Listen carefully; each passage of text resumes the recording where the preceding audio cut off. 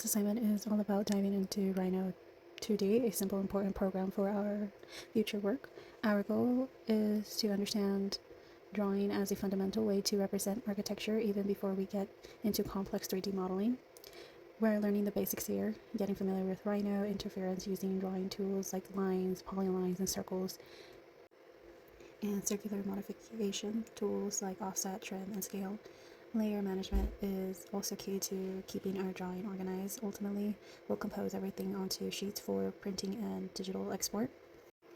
Our subject for this assignment is a simple rectangular room. It's 12 feet wide, 20 feet deep, and 16 feet high, with a 1 foot thickness for the floor, roof, and walls. We also have a single mandatory opening for entry.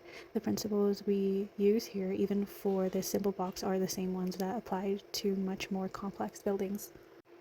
The real design challenge is to modify this room exclusively through adding openings, no glass, no fancy materials, just voids designed to let light into the room in an interesting and deliberate way at different times of day. This is where we get to be creative. So my initial thought was to use that mandatory south-facing opening and extend it into a snake-like pattern, a continuous void cutting across the walls to guide the light, but it felt a bit too simple. To add more depth and drama, I decided to introduce 2 additional openings, then vertical slits on both the west and east wall, extending from the floor to the ceiling.